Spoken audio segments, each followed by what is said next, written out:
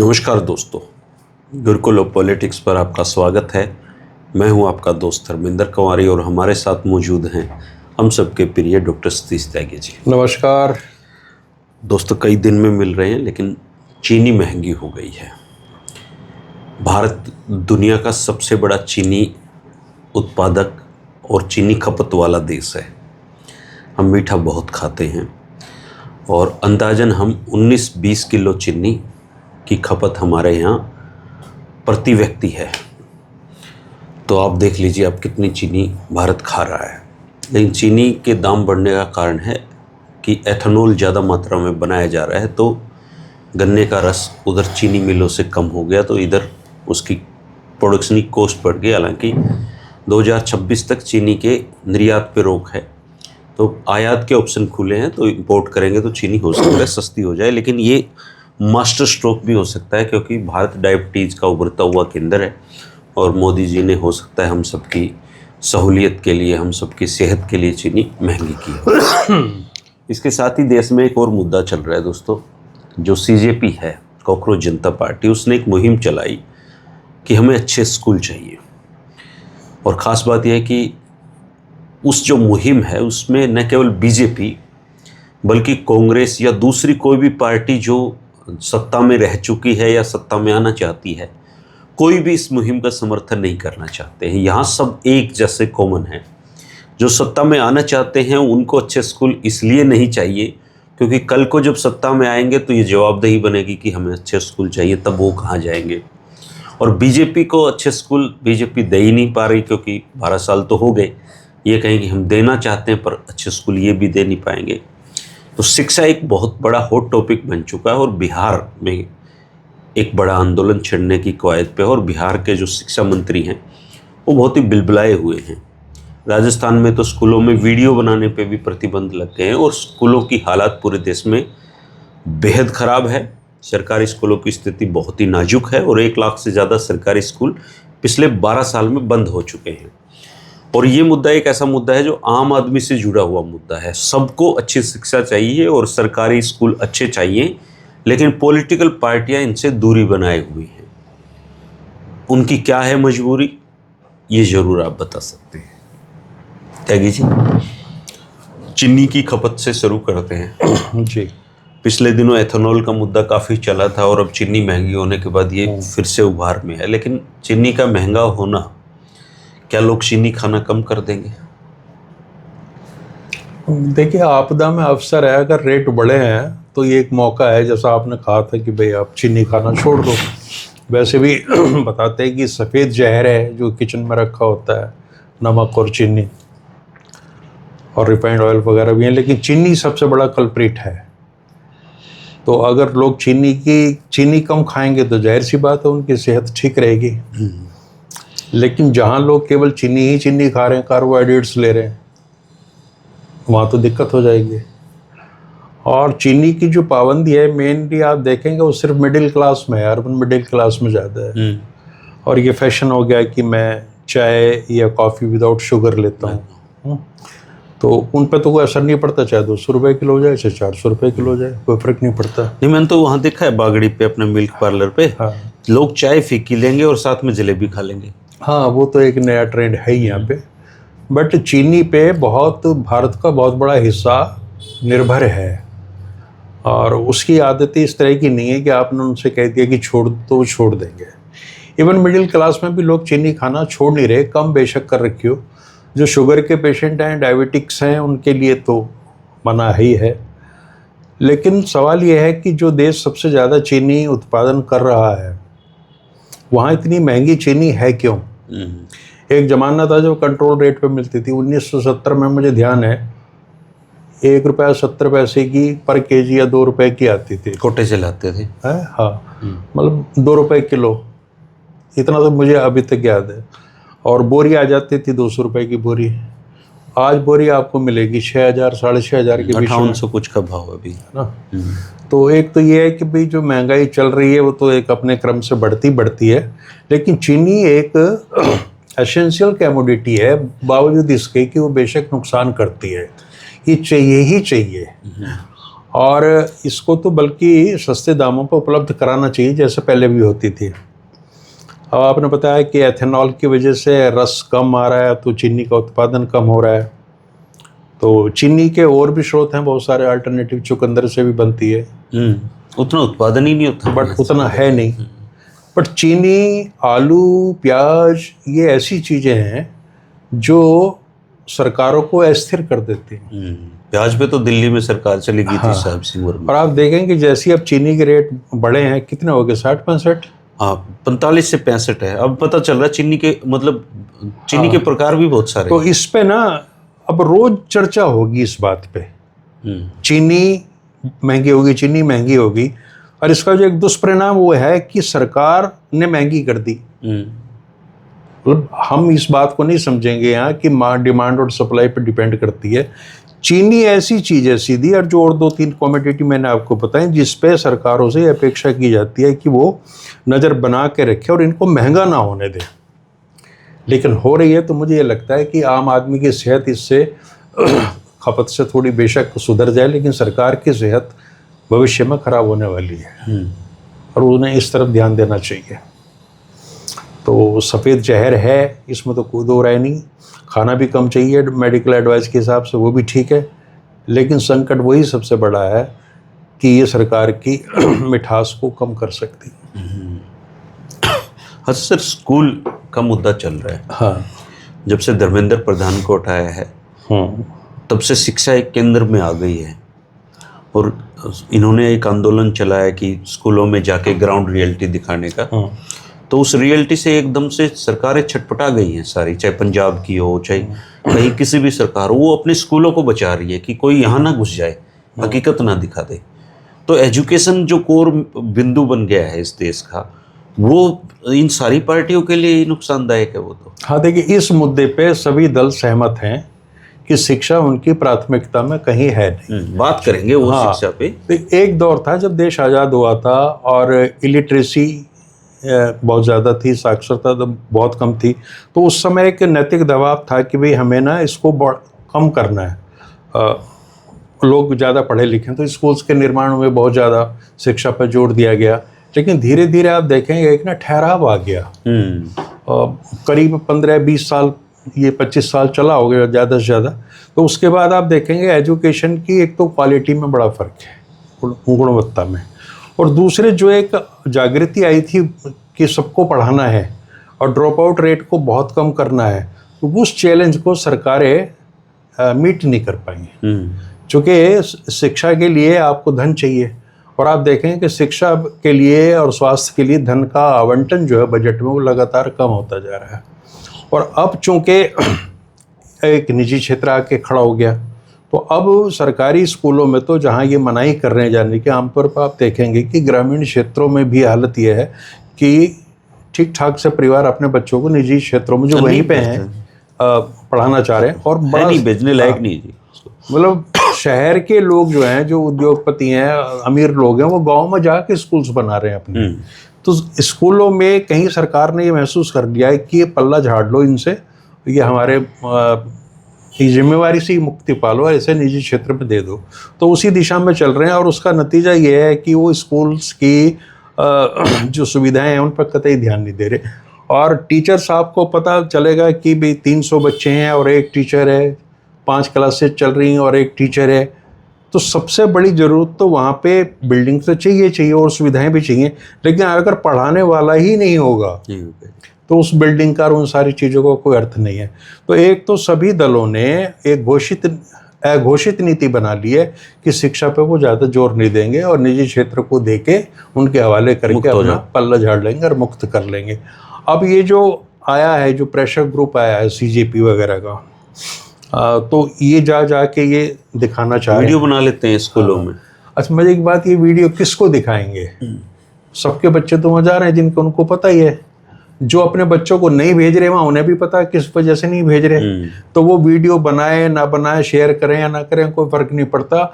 इस सच को सब जानते हैं कि भारत के जो राजकीय शिक्षा तंत्र है वो पूरी तरह चरमरा गया है। वहाँ किसी तरह की सुविधाएं नहीं है, सुविधाओं के अलावा कोई पढ़ाई की क्वालिटी नहीं है।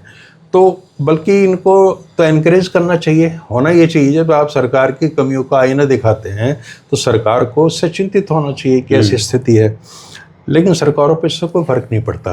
और राजनीतिक दल सारे के सारे इस मुद्दे पे आएंगे नहीं, बाहर खड़े होकर इनका समर्थन वो जरूर करेंगे क्योंकि उनकी मजबूरी है। लेकिन जहां भी जिस दल की सरकार है, जिस भी प्रदेश में, हालात तो सब जगह एक ही हैं जी, एक जैसे हैं, उसमें कोई फर्क नहीं पड़ता। आप अरविंद केजरीवाल को कितना ही दोष दो, कुछ भी करो, सारी की सारी बातें, पॉलिटिक्स अपार्ट, अरविंद केजरीवाल पहला व्यक्ति था बहुत लंबे अरसे बाद भारत की राजनीति में जिसने शिक्षा को केंद्र में लाके खड़ा किया। स्कूल अच्छे और शिक्षा का बजट जो है दिल्ली में 25% हो गया। अब सोच के देखिए कि जहां हमारे बजट 3, 4, 5% पे मतलब पड़े हुए थे, वहां 25% ले जाना। और पहली बार इस देश में ये चर्चा हुई कि साहब फ्लोरिडा के उसके क्या था आपके फिनलैंड का जो बेस्ट एजुकेशन सिस्टम है उसको स्टडी करने के लिए हमारे लोग जा रहे हैं। और ये मतलब शिक्षा पे चर्चा उस तरीके से पहली बार हुई कि शिक्षा के महत्व को समझा गया और उसको एक बहुत ही मतलब क्वालिटेटिव चेंज लाना उसमें, और नए ढंग से जो ग्लोबल डिमांड्स को पूरा कर पाए। उसके क्या परिणाम रहे दिल्ली में या नहीं रहे, लेकिन एक जागृति के लिए तो मैं तो मानता हूँ कि उस सरकार ने एक अच्छा काम किया था। और अन्य सरकारों को, अन्य दलों के सामने एक उन्होंने मॉडल भी रखा था कि आप अपना शिक्षा का बजट बढ़ाइए। और शिक्षा एक ऐसी चीज़ है जहाँ पीपीपी मॉडल में सरकारों मतलब कॉरपोरेट्स के साथ मिलके उसको अच्छा कर भी सकते हैं, ऐसा नहीं है। लेकिन हमारी कोई शिक्षा नीति ही नहीं है। अब मान लिया आपने कमीशन बिठा दी गई थी, नई शिक्षा नीति पे बात करेगी, अब उसकी रिपोर्ट्स आई पड़ी होती हैं, 20-20 साल 25 साल उन पर कोई विचार ही नहीं होता। वो वजह उसकी सिर्फ ये है कि एजुकेशन कहीं भी हमारी सरकारों की प्रायोरिटी में है नहीं। और ये भी एक बड़ा कारण है कि ये लोग अगर पढ़ लिख गए तो अपने अधिकारों के प्रति जागरूक होंगे और पढ़ा लिखा डिमांड जो समाज है वो सत्ता के लिए सर्वाधिक खतरा होता है। और जो जेन जी आ रही है वो वही तो है। तो लेकिन उन्होंने एक सही बिंदु पे चोट की है, उनकी क्या राजनीति है भगवान जाने, लेकिन मुद्दा जो है वो सही है और इसमें जनता को साथ आके खड़ा होना चाहिए। और जो शिक्षा मंत्री जिस भी प्रदेश के ये कह रहे हैं कि भाई बिहार के कह रहे हैं हमारा आप इस्तीफा नहीं ले पाएंगे, गलतफहमी में है या उनको रील नहीं बनाने दे रहे, तो ये सतहीपन है सोच का, इन चीज़ों का कोई अर्थ नहीं है। तो हमें अब ये क्या रैशनलाइज करने के नाम पे स्कूल्स की संख्या लगातार कम करते जा रहे हैं, लेकिन इन सब अगर आप कुछ कर भी रहे हो तो सरकार जनता को कॉन्फिडेंस में नहीं ले रही, विश्वास में नहीं ले रही कि भाई आप इसका क्यों कर रहे हो। और रैशनलाइजेशन का चलो एक हो सकता है, किसी ज़माने में ट्रांसपोर्ट की बहुत बड़ी कमी थी, आज आप, लेकिन आप एक मॉडल तो दिखाओ, एक पायलट प्रोजेक्ट तो लेके चलो कि हमने ये स्कूल जो है रैशनलाइज किए थे और इन पर शिक्षा का इस तरह ये है, आज सुविधाओं का ये है और इनके परिणाम इस तरह के हैं, और ये ऐसा परिणाम है जो हर 6 महीने साल पर बाद निकलना है। तो आप पायलट प्रोजेक्ट बना के अगर इस देश की जनता को कन्विंस कर पाएँ कि जो हम कर रहे हैं वो सही है, तो उससे एक जनमानस में भरोसा। देखिए भारत के लोग जानते हैं कि हमारे पास संसाधनों की कमी है, ऐसा कुछ नहीं है, उनको भी पता है, वो सरकार की मजबूरियों को भी समझते हैं, लेकिन वो ये भी अपेक्षा करते हैं कि सरकार अपनी प्रायोरिटीज में उसको लाए। हमारा डिफेंस बजट इतना ज़्यादा है, मेरे ख्याल से हम सबसे ज़्यादा डिफेंस पे खर्च करते हैं, इसी पे खर्च करते हैं, तो एजुकेशन का बजट हर साल कम हो रहा है। हाँ, तो इसको कैसे हो। दूसरे कॉरपोरेट आपने CSR शुरू करा था, कॉरपोरेट टैक्स अब लगा रहे थे, उसका क्या मिसयूज हो रहा है। क्या आप उठा के जो किसी संस्था विशेष को 600 करोड़ रुपए दे रहे हो, अगर इतनी बड़ी अमाउंट तो सारे हमारे उनसे PSU से निकले और वो शिक्षा के क्षेत्र में ही लगे तो बदल सकते हैं, है ना। कुछ हाँ, बदल सकता है। या किसी और तरह का भी संपन्न लोगों से आप देखिए, इस देश में एक दौर वो था जब हमने पढ़ना शुरू करा था। अब मैं अपने छोटा सा कस्बा हमारा चांदपुर, वहाँ भी देखे कि वहाँ एक डिग्री कॉलेज था 60s में, उसका नाम था गुलाब सिंह हिंदू डिग्री कॉलेज। सरकार का कोई लेना देना नहीं, प्राइवेट लोग चला रहे थे। कोई वहाँ के संपन्न राजशाही परिवार था छोटा मोटा, तो वो चला रहा था। एक हिंदू इंटर कॉलेज था, उसको वहाँ का वैसे समाज चला रहा था। साथ में एक मुस्लिम इंटर कॉलेज था, तो जो मुस्लिम समाज था वहाँ का प्रोस्पेरस वो चला रहा था। एक वैदिक कन्या इंटर कॉलेज था, वो भी निजी क्षेत्र में था। तो निजी क्षेत्र ने तो बहुत बड़ा कंट्रीब्यूशन किया है आज़ादी के दिनों में। आप कहीं भी चले जाओ, अपने रोहतक में आप देखिए हर एक जाति संस्थाओं के स्कूल्स बने हुए। तो उन्होंने अपनी ज़मीनें दी हैं, इंफ्रास्ट्रक्चर दिया है, सरकार ने मदद की है, नो डाउट, बट सरकार और समाज मिलके इस बीड़े को उठा लेते हैं, और उन्होंने उठाया अतीत में, और आज भी अगर सरकार उनको कन्विंस कर पाए तो वो आज भी तैयार है ना। और मैं तो ये भी कहता हूँ कि भाई जो आपने एक सिस्टम किया था कि जो अच्छे स्कूल्स हैं उनमें कुछ कोटा आपने फिक्स कर दिया था, लेकिन उसका पालन नहीं हो रहा किसी भी तरीके से। अभी तो जो सरकारी स्कूल हैं सर, हाँ, उन स्कूलों में सिर्फ वही बच्चे पढ़ रहे हैं जो बेहद गरीब हैं। हाँ, मतलब जो जिस थोड़ा भी सक्षम आदमी है वो अपने बच्चे सरकारी में नहीं पढ़ाता है, वो प्राइवेट में ही पढ़ा रहा है। तो असल में जो बच्चे आज के दिन सरकारी स्कूल में पढ़ रहे हैं वो बच्चे हैं जिनको शिक्षा की सर्वाधिक जरूरत है जी। हाँ, और मैं ये कहता हूँ कि आप 5 किलो राशन वाली व्यवस्था को बेशक खत्म कर दो, कोई इसके ज़्यादा पक्ष में नहीं है। अगर आप उस गरीब आदमी को ये कन्विंस कर पाओ, ये भरोसा दिला पाओ कि तेरे बच्चे की जो पढ़ाई का खर्चा सरकार उठाएगी, और तो उसके लिए तैयार हो जाएगा। लोग भूखे रह के भी शिक्षा को महत्व देते हैं। तो बजाय ये लोकप्रिय कार्यक्रम इस तरह के करने के, बेहतर ये होगा कि हर एक तो अनिवार्य शिक्षा होनी चाहिए हमारे यहाँ। वो तो है खैर, लेकिन मतलब वो कागजों पे नहीं ना, और समान स्तर की शिक्षा होनी चाहिए। शिक्षा में इतना फर्क है लेवल में कि आप उसको compete ही नहीं कर पाते। अब बिहार के किसी रूरल एरिया के स्कूल में पढ़ा हुआ बच्चा, हाँ, पटना के किसी कॉन्वेंट स्कूल में पढ़े हुए बच्चे से कैसे कम्पीट अब करेगा? देखिए ना, सर्वे आते हैं कि टॉप 100 स्कूल्स, टॉप ये फलाने स्कूल, आप जो टॉप पे हैं उनकी शिक्षा का स्तर, और जो कहीं भी नहीं है उनकी शिक्षा का स्तर क्या होगा। तो शिक्षा में एक आमूलचूल परिवर्तन की आवश्यकता है, और वो तभी संभव है जब समाज के जितने भी स्टेक्स धारी हैं, जिनका स्टेक है सरकार का, समाज का और टीचर्स का, तो वो सब मिल बैठ के एक ऐसी पॉलिसी तैयार करें और उस पर अमल करें। पॉलिसी तैयार नहीं करें कि शिक्षा सर्वसुलभ हो, तब जाके कई चीज़ें सुधरेंगी। और इन चीज़ों का विरोध करने का कोई अर्थ नहीं है, क्योंकि हर आदमी इस सत्य से वाकिफ़ है कि हमारे विद्यालयों की और हमारे हॉस्पिटल्स तक की भी क्या स्थिति है। हॉस्पिटल छोड़िए सर, अभी देश में एक विवाद चला हुआ वंदे मातरम पे, कि खड़गे जी ने वंदे मातरम का अपमान कर दिया, और उनके कोई रागी हैं स्पोक्स पर्सन बीजेपी के, उन्होंने तो कह दिया कि वो दलित मानसिकता है, इसलिए उन्होंने अपमान किया। अब चूंकि मुझे बुखार सा था तो मैंने सोचा कि थोड़ा मतलब वंदे मातरम ही याद कर लेते हैं। सर सच में मैं बहुत कोशिश करके मुझे वंदे मातरम याद नहीं हुआ पूरा। मतलब अगर मैं अब उसका उच्चारण करना चाहूँ तो मुझे पक्का विश्वास नहीं कि मैं वंदे मातरम गा दूंगा। फिर मैंने सोचा कि हरियाणा में बीजेपी के जितने भी नेता हैं, क्या इनमें से कोई है जो पूरा वंदे मातरम सुना सकता हो? कोई भी? मतलब देखिए, वंदे मातरम के जो पूरे 6 स्टेंजा हैं, एक तो उनको गाना बहुत आसान बात नहीं है। मतलब इन्होंने अनिवार्य भी कर दिया। वही मैं कह रहा हूँ कि राष्ट्रीय गीत या राष्ट्रगान जो है, जब वो उसका चयन होता है, अभी तो मेरे ख्याल से 120-30 करोड़ लोगों को तो राष्ट्रगान नहीं आता होगा जी। और ये तो थैंक गॉड कि ये सारा का सारा निर्णय पंडित जवाहरलाल नेहरू और सुभाष चंद्र बोस ने रविन्द्रनाथ टैगोर के ऊपर छोड़ा था, और ये उन्होंने तय किया था, इसमें किसी दल की भूमिका नहीं है। और जो वंदे मातरम है उसके उन्होंने 2 स्टैंजा इसीलिए लिए थे कि उसमें ज़्यादा धार्मिकता नहीं थी। आगे जाके तो वो माता दुर्गा और उनके लिए पूरा स्तुति है, कोई बुरी बात नहीं है। लेकिन ये समाज का एक बहुत बड़ा तबका, करीब 20% लोग ऐसे हैं जो देवी देवताओं की अर्चना नहीं करते। दूसरे, वो बंगाल को केंद्रित करके लिखा गया था, उसमें आप देखेंगे उसमें बंगाल की पॉपुलेशन सप्तकोटि दिखा रही है। वो जो संयुक्त बंगाल था तब 7 करोड़ पॉपुलेशन थी। अगर आज आप 140 करोड़ के देश में उसको दोहराएंगे तो 140 - 7 है, तो बाकी जो लोग हैं 123 करोड़, उनकी बात 6 के 6 पद याद करना। दूसरी, कांग्रेस ने इसका कभी विरोध नहीं किया। सिंस 1896 1896 में पहली बार कांग्रेस के अधिवेशन में इसका गायन हुआ, और उस समय कांग्रेस की अध्यक्षता एक मुसलमान कर रहे थे, रहमतुल्लाह मोहम्मद सयानी, जो रेडियो पे हमारे जो बड़े मशहूर वो हुए ना, अमीन शाहनी बिना का गीतमाला करते, उनके दादा थे। बहुत ही फेमस गीतमाला थी वो। हाँ।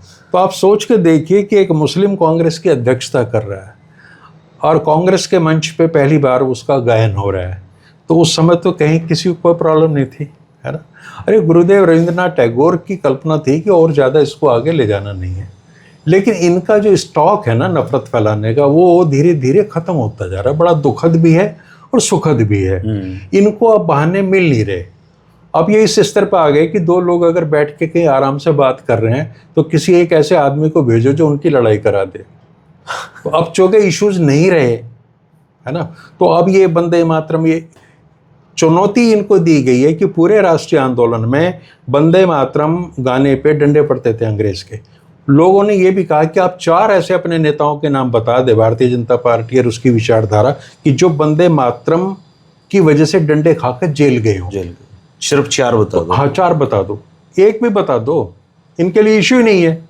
लेकिन इनको तो अब वो सारा, अब अमित शाह कहीं नजर नहीं आ रहे थे, लेकिन जैसे ही पता चला, अब पता नहीं कैसे ये देह भाषा समझ गए कि सोनिया और खड़गे जी में ये बात हो रही है कि भाई आप बंद कराओ इसको। वो ये कह रहे हैं कि मैंने ये कही थी कि आप लंबा चलेगा, आपके लिए मैं कुर्सी मंगवा देती हूँ। अब इतनी दूर खड़े होके अमित शाह की समझ में आ गई सारी देह भाषा, और उन्होंने कहा कि ये जो कांग्रेस नेत्री का जो ये पाप है, देश माफ नहीं करेगा। यार देश कहाँ से आ गया इसमें? देश माफ नहीं करेगा। अमित शाह सुना दे सर वंदे मातरम। और इस देश ने अगर सोनिया गांधी, राहुल गांधी के कथित जो पाप आपके, उसको क्या सजा दी है? देश क्या सजा देगा? सजा तो सरकारें देती हैं। बिना टीपी मोदी सुना सकते हैं सर ये। दूसरे ये है कि सरकारी कार्यक्रमों में अपमान माना जाएगा, निजी क्षेत्र में नहीं। वो तो अपने दफ्तर में कर रहे हैं, अगर इसको कर भी रहे हैं तो, है ना। और ऐसी है कि सोनिया गांधी भी 80 के आसपास हो रही हैं, खड़गे जी वो भी उनसे भी ऊपर हो। आपके 75 साल के जो नॉन बायोलॉजिकल हैं वही राष्ट्रीय गान में चल पड़े सीधे सीधे। तो आप चलो 25, 30, 40, 50 तक का कोई आदमी है, समझ में आता है। लेकिन एक 75-80 साल के बुजुर्ग जिन्हें बहुत ज़्यादा समझ नहीं है, और वो कैसे 3-3.5 मिनट वो और 52 सेकंड का हमारा वो, मतलब कैसे एक मुद्रा में खड़े रहेंगे। और अभी शशि थरूर ने कहा कि तमिलनाडु में उन्होंने कहा कि हम अपना राज्य गीत भी गाएंगे। वो तो बताते हैं 1.5-2 मिनट का उनका भी है। तो ये प्रैक्टिकली पॉसिबल नहीं है। कोई भी एक ही मुद्रा में सावधान खड़ा रहे, और याद कर पाना ये तो बड़ा मुश्किल है। और मैं ये कहता हूँ कि आपने जब वंदे मातरम इतना श्रेष्ठ था तो संघ ने नमस्ते सदा वत्सले मातृभूमि की रचना क्यों की थी? हाँ, वंदे मातरम में सब कुछ समाहित हो जाता। और आप शाखा में भी कभी इसका वो नहीं करते, कार्यक्रमों में तो सब जगह होता है। और वंदे मातरम गीत से ज्यादा एक स्लोगन था, नारा था जी। चिल्लाते नहीं है वंदे मातरम, यही तो करते हैं सबसे ज्यादा नकली लोग, ये तो करते हैं ना। तो उस समय आप भी इसको, आप मान लो भाई ये फोन करेंगे तब भी ऐसे वंदे मातरम में से बोलते हैं। नहीं, इनको अब क्या इनके बारे में बात करें, बात ऐसी करेंगे, माँ वैभव माँ का अमर रहे, हम दिन 4 रहे। कोई नहीं मरेगा माँ के लिए, बता रहा हूं मैं। अंकल घर आए हुए थे, बोले नकली लोग हैं, खड़गे जी ने अपमान कर दिया। मैंने कहा अंकल जी आप सुना दो वंदे मातरम। नहीं, खड़गे जी ने जिस समाज से आते हैं उसके समाज ने तो हजारों साल तक वो अपमान झेला है जो इस अपमान से बहुत ऊपर की चीज है। उनका आप सुना दो। हाँ, नहीं सुना पाए। नहीं, किसी को नहीं। जो शुरू के 2 स्टैंजा हैं उनको भी याद कर पाना मुश्किल है जी, कठिन है वो। हालांकि मैं याद कर लूंगा 1-2 दिन। लेकिन इन्हें कोई मतलब नहीं है उससे। ये जो जैसे ये शुरू होता है ना, तो पहले तो आपने देखा होगा कि हमारे यहाँ कोई श्लोक वगैरह बोल रहे हैं तो लोग शुरू में एक आध कोशिश करते हैं। जैसे गणेश जी का श्लोक है वो याद है किसी को, या ओम भूर्भुवः याद है। उसके बाद जब पंडित जी शुरू हो जाते हैं ना तो धीरे धीरे चुप हो जाते हैं। फिर वो, है ना, फिर जब शांति पाठ आता है लास्ट में तो एक आध शब्द उसका ध्यान रहता है। यार कोई दुनिया में कोई एक मुल्क बता दो, कोई ऐसा समाज बता दो जो इस समय, इस दौर में इस चीज पे बहस कर रहा हो कि हमारा नेशनल एंथम ऐसा होना चाहिए। एक बता दो।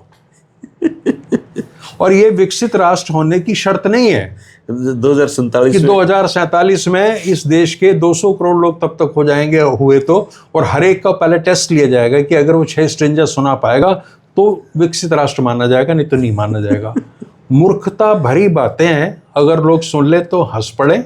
और सोनिया गांधी का पाप जो है छोड़ो, आप अपने पाप की बात कर लो, है ना।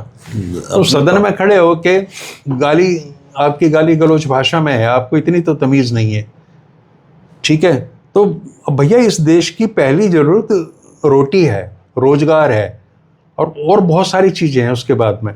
ये बाद में याद कर लेंगे, सब पढ़ लेंगे तो सबको याद भी हो जाएगा। और मैं तो कहता हूँ कक्षा 1 से अनिवार्य कर दो इसको, और स्कूलों में जो हमारी प्रार्थना है दैनिक उसमें भी होना चाहिए। पास का सर्टिफिकेट ही जब मिलेगा जब वंदे मातरम मतलब पास करेगा अगला। तो इनका जैसे हमने कई बार पहले कहा है कि ये कहते हैं कि नैतिकता जो है वो हम पे लागू नहीं होती, वो दूसरों के लिए है। मतलब हम पे कोई नियम लागू नहीं होगा, आप सबको बंदे मात्रा मानना चाहिए। और अगली कड़ी मेरे ख्याल से ये भी हो सकती है कि नमस्ते सदावत सले भी सबको याद होना चाहिए। तीसरी है? लेकिन पहले ये दो तो याद हो जी। हाँ, अब ये कहेंगे कि साहब जब हमने ये ऐतिहासिक कदम उठाया लाल किले पे, सारा विश्व देख रहा था। अब कौन रोक सकता है किसी को, है? विश्व तो ये देख रहा था कि प्रधानमंत्री के हाथ कांप रहे थे। विश्व तो यही कह रहा था कि जवान थरथरा रही थी, बोला नहीं जा रहा था। और वहाँ फिर नाटक करा बाद में, पहले दिख चलते हैं धीरे धीरे यूँ करते हुए, और फिर अचानक से ऐसे शेर की तरह चलने लगे। तो मतलब ऐसे में कुछ हो जाए, हादसा गिरा जाए, कुछ चोट लग जाए, हमें तो चिंता रहती है ना। तो ये नकलीपन मत दिखाओ। इस देश में कोई उम्मीद नहीं कर रहा है कि आप बेशक नॉन बायोलॉजिकल हो, उसके बावजूद भी 75-76 साल का आदमी वो ठीक तरह आराम से चलना चाहिए। पड़ जाए काम का, पता नहीं कौन सी हड्डी टूट टाट जाए कहीं। कहते हैं बुजुर्गों कोई की, बहुत बलशाली नहीं है। कुल्लों की हड्डी टूटती है जी ऐसे जल्दबाजी में। मैं तो उनकी जो हालत देख रहा था, बीइंग डॉक्टर, मैं उनकी सेहत पे मेरा ज्यादा ध्यान था प्रधानमंत्री की। मतलब हाथ उनके जैसे प्रोटीन लॉस होता है ना, मसल लॉस, वो शुरू हो गया है और कमजोर से हैं वो। और अंदर ना एक अजीब किस्म की 12 साल प्रधानमंत्री रहने के बाद भी एक एग्रेशन है, नफरत सी जैसे अंदर है। मतलब पता नहीं कितना भरा हुआ है अंदर से व्यक्ति कि 25 साल लगातार सत्ता में रहने के बाद भी कहीं चेहरे पे वो बात ही नहीं आती कि आप देश को मोटिवेट कर पाओ। वही सारी की सारी चीज़ें उंगली घुमा घुमा कर यूं कर करके, नहीं बोला जा रहा, नहीं पढ़ा जा रहा, लेकिन किसी और को अवसर नहीं देंगे। सुनने में आ रहा है छोड़ेंगे अब। ना छोड़ेंगे, मुझे तो लगता नहीं। क्या पता दया कर दे देश पे। नहीं, उनको ये लग रहा है कि अगर मैंने छोड़ दिया तो फिर देश का होगा क्या। वैसे तो वो कहते हैं बड़े मेधावी लोग हैं हमारे यहाँ, बड़े प्रतिभा संपन्न है, लेकिन सच्चाई है नरेंद्र मोदी रोज ये सोचते ही इस चिंता में घुले जा रहे हैं कि अगर किसी क्षण में नहीं हुआ तो इस भारत का क्या होगा। क्या होगा, भारत माँ भारती के वैभव का क्या होगा। कौन संभालेगा इसको, कौन संभाले, कोई है ही नहीं। इतनी नालायक पार्टी है उनकी जिसके 10 करोड़ सदस्य हैं और इतने मेधावी लोग हैं, लेकिन किसी पे भरोसा नहीं कर रहे। मेरे बाद क्या होगा। बेचारे जो इन दोनों ने है ना जी, आम जो गुजराती थे, गुजरातियों को बहुत बदनाम कर दिया इन दोनों ने। इन्हें किसी से कोई लेना देना नहीं, इनका अपना ही चक्कर चलता है, समझे। और चक्कर क्या है कि एक देखो राहुल गांधी भी कुछ जाति करते हैं इनके साथ में। पहले वो छेड़ देते हैं, जो कह दिया बंच ऑफ जोकर्स है ये, और वो अंग्रेजी में देता है गाली, लेकिन गाली बड़ी डीप चली जाती है कई बार, है ना। तो इनको बंच ऑफ थॉट्स की किताब का नाम है गोवलकर जी का। हाँ, तो उसमें बंच ऑफ जोकर बोल दिया। हाँ, बंच ऑफ जोकर, और पता नहीं कुछ भी कह देते वो भी, है ना। और वो सोता नहीं है, नींद नहीं आती। बोला मैं फोन करता हूँ तो मुझे कहता है यस सर। वो उसको ट्रम्प को कह रहा था, ट्रम्प को। वो लोग यही समझ जाएंगे। तो अब दोनों जानते हैं एक दूसरे का सच क्या है ना। हालांकि एक काम इन्होंने पता नहीं कैसे किया है, मोदी जी तो सत्ता छोड़ नहीं रहे, लेकिन आप ये देखिए कि 12 साल तक अमित मालवीय ने इस पूरे देश को गाली देना सिखाया है सर। उस बंदे की एक ही उपलब्धि है कि सांप्रदायिक नफरत फैलाना और गाली देना सिखाना, और उसको भी हटा दिया जी इन्होंने। उसकी भक्ति पता नहीं कहाँ चली। देखो इस देश में ना 2-3 मालवीय चर्चाओं में, एक तो मदन मोहन मालवीय थे, उन्हें भारत रत्न दिया गया, बहुत महान व्यक्ति थे। एक केडी मालवीय मंत्री हुए थे नेहरू जी कैबिनेट वगैरह में। ये तीसरा मालवीय ये हुआ हमारी जानकारी में, अमित मालवीय। ये इतिहास में इसी रूप में दर्ज होगा कि इसने एक तो व्हाट्सएप यूनिवर्सिटी की वाइस चांसलर से करीब 12 साल अकेले ने, है ना। और इसका खुद नहीं पता ये कहाँ से पढ़ा लिखा है क्या है। और इसने भारत के नौजवानों को, एक पूरी नस्ल को इसने बिगाड़ा, झूठ फैला फैला के, है ना।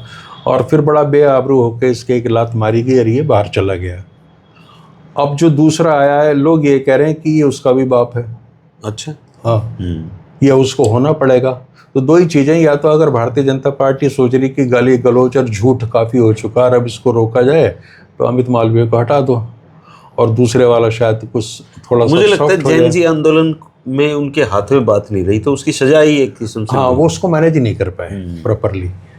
चूंकि अमित मालवीय भी 50 साल की उम्र का करीब आदमी, इन बच्चों से कोई डील नहीं कर पाएगा। और अब जैन जी छोड़ो तो जैन अल्फा की बात करो, अल्फा की बात है अब तो सारी की सारी। 10-10 साल के बच्चे जो हैं वो निकल कर आ रहे हैं, और जिस अंदाज में वो मैं देखता हूँ वीडियोज और अधिकारियों से बात करते हैं, कमाल का कॉन्फिडेंस है। हमारे यहाँ तो हमारे बुजुर्गों की किसी की हिम्मत नहीं होती थी ना, कि पटवारी भी अगर आ गया गांव में तो सारे दुबक के बैठ जाते थे। एक पुलिस का सिपाही आ जाए तो गांव में कर्फ्यू की स्थिति हो जाती थी। लेकिन ये जो जनरेशन है ये सवाल पूछ रही, लाइट नहीं आ रही तो क्यों नहीं आ रही, ये जाकर उनका घेराव करेंगे और उसकी रेमेडी मांगेंगे हाथ के हाथ। ये काबू आने वाले नहीं है। हालांकि एक वो बीजेपी प्रवक्ता है शहजाद पूनावाला, उन्होंने अपना त्याग पत्र दे दिया। वो क्यों कहते हैं भूखे पेट भजन नहीं होता। हालांकि बहुत सरप्राइजिंग बात है ये कि बहुत बीजेपी अमीर आदमी है वो, बीजेपी में रहते हुए कोई भूखा पेट कैसे रह और वो ये कहता है कि या तो बीजेपी में उसकी भूख शांत नहीं हो रही होगी ना। राजनीति में तो अतिरिक्त जो व्यवस्थाएं होती हैं उनकी मारामारी होती है ना, बाकी तो सबके पास सब कुछ है, लेकिन कुछ और चाहिए होता है, वो नहीं मिला। उसने ये भी कहा कि मेरी तमन्ना थी राहुल गांधी के खिलाफ चुनाव लड़ने की, मुझे मौका नहीं मिला। तो कौन रोक रहा है, फिर लड़ लो, फिर लड़ लो। दोस्तों, गुरुकुल पॉलिटिक्स के कितने दर्शकों को वंदे मातरम आता है, एक बार ईमानदारी से बताना। मैंने कोशिश की थी, अभी तक मुझे याद नहीं हुआ है, पर मैं 1-2 दिन में उसको याद करने की कोशिश करूँगा। और दुनिया कहाँ से कहाँ पहुँचती जा रही है और हम कहाँ उलझे हुए हैं, आप देखिए, अंदाज़ा लगाइए कि बीजेपी कहाँ पे हमें रोक के रखना चाहती है। दुनिया बात कर रही है अंतरिक्ष की, दुनिया बात कर रही है स्पेस टेक्नोलॉजी, दुनिया बात कर रही है साइंस की, टेक्नोलॉजी की, पता नहीं क्या क्या हो रहा है इस दुनिया में, और हमारे यहाँ क्या हो रहा है, वंदे मातरम पे लड़ाई हो रही है। यही है हमारा भारत देश, निराला देश। तो आप इस बारे में क्या कहेंगे, ज़रूर अपने विचार साझा करना। शुक्रिया, नमस्कार। नमस्कार।